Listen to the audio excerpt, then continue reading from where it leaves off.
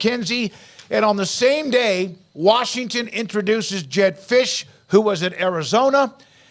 Arizona introduces Brent Brennan, who was at San Jose State and has connections to the former and legendary coach at Arizona, Dick Tomei.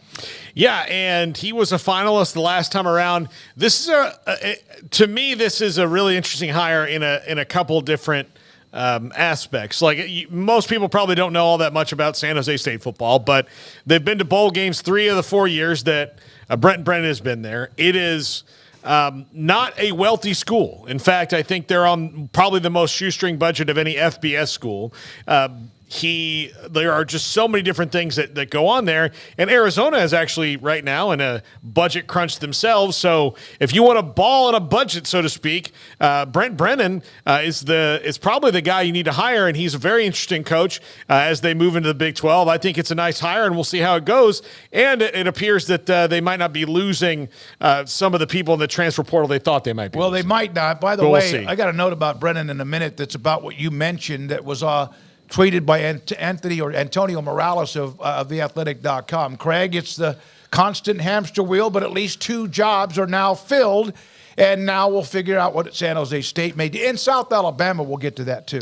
Yeah, I mean, that's how it works, guys. There's a hamster wheel where, hey, you lose a job and there's a job that needs to be filled. So, yeah, I mean, that's typically – not typically, that's how it goes. And so, yeah, now it's San Jose State's turn on the clock, and – they'll promote from within or go grab somebody from somewhere else, and that will continue on. But the lower you get, the less I think most people are paying attention to it by that point. And I think we're kind of getting there now once San Jose State makes their mark. I'm not sure how much of a broader conversation it will still be, that part of the carousel, which is really the outside of the Harbaugh wild card and the other that you just mentioned, kind of the only ones that are still out there remaining. So the wheel itself is starting to slow back down to a crawl. It was just slightly turning before the Jedd Fisch news, and then it got ramped back up, but now starting to slow back down again, although with Michigan that could speed back up in a hurry. But, yeah, I mean, seems to be a solid enough hire. I won't pretend to have a great breakdown. Paul mentioned his stats from the bowl game. That was 3 of the last 4 years. He's been at San Jose State for 7, but has had that postseason success here in the last handful of years. If you look at the overall record, you're not going to be impressed. You know, this is not a hire that jumps out and you're like, man, look at this. Is not Kalen DeBoer, where you're like, look at that record. But he has, been to the postseason consistently. He's got ties that you mentioned as well. And I think the best thing for Arizona here was they clearly already had some familiarity with the guy from the last go round, and they were able to move quickly. And they needed to move quickly because of the fact that you've got a terrific quarterback and a great wide receiver and a bunch of really good defensive players, the ones that haven't already jumped into the portal in the last 48 hours. Some of those guys still wanting to know who their coach was. So you needed to be quick with this, and they were. And I think that bodes well for Arizona as far as the rest of it, recruiting and all of those things. That'll remain to be seen. But they were able to move swiftly, and I think that should benefit them. It all depends. Is Akina going to Arizona? Nason, is he going to Arizona? Is he going back? The answer appears to be on that one, no, who's now at Texas, who was at Arizona, and the timing of all this. By the way, I mentioned coast to coast, Mexico, Canada, and Germany in the house, too. So thank you for being able to give us your time where you might be around the world. So there's that. Here's a Brent Brennan note. When he was at San Jose State, this is from Antonio Morales. He had to fundraise to ensure that San Jose State players could have breakfast in the facility every day because the school can't afford it, and still makes bowl games. It'll be interesting to see what happens when he has some semblance of resources. So that's a pretty cool note from Antonio Morales, who normally covers USC, but right there with San Jose State in the same neighborhood.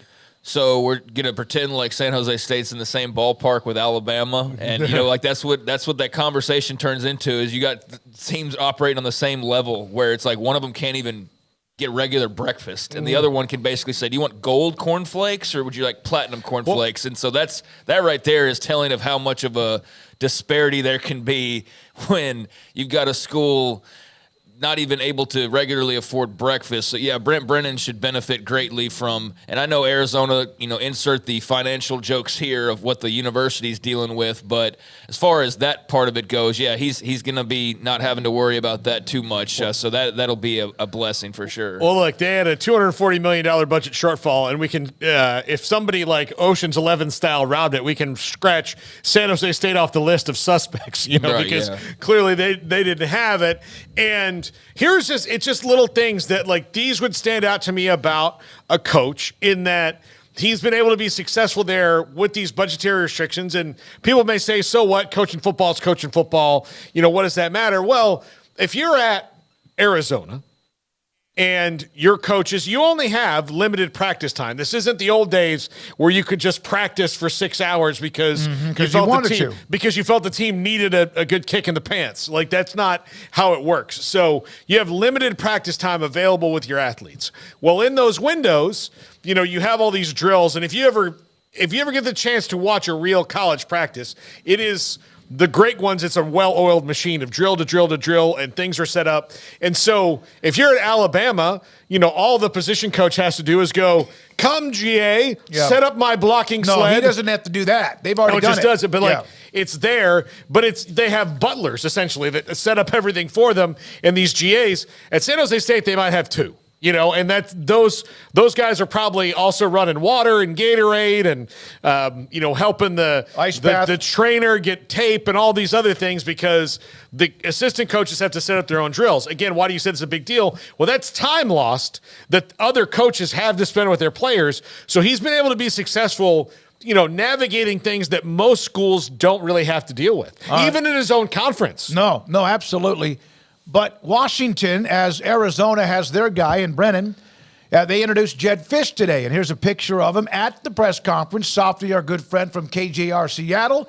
Rarely in life does somebody leave something that we love. We are here for the W for winning, the W for work, and the W for Washington.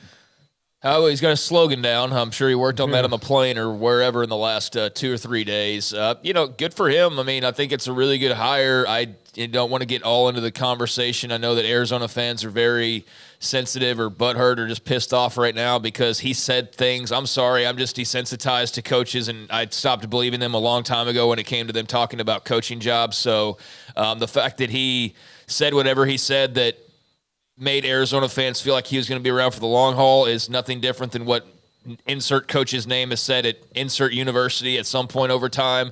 So I know they're hurting, but I'm not surprised that he made that jump, and not surprised that he's already getting to work at Washington. He's got his slogan there, and we'll see how it all works as they move into the Big Ten. But he's going to have a lot of Arizona fans certainly wishing him to fail there, and Washington fans who have huge expectations that are wanting him to come in and win right away and keep this thing chugging on along like Kalen DeBoer had it. So where does he fall in line with that? I don't know. There's a lot of work to be done, but I think he's a good coach, even though we haven't seen him actually sit somewhere and build something and do it over the long haul. This seems the spot that would probably happen unless – what, Florida? Is that the one that he was linked to? Florida came calling. Would that make him move again? Yeah, he's always had this a little bit of an infatuation, of course, like some college coaches with the NFL. I don't know, but this would be a job where you'd sit pat for the most part. I mean, I know Kalen DeBoer just left for Alabama. There are exceptions, but for Jedd Fisch, seems like this is a long-haul job.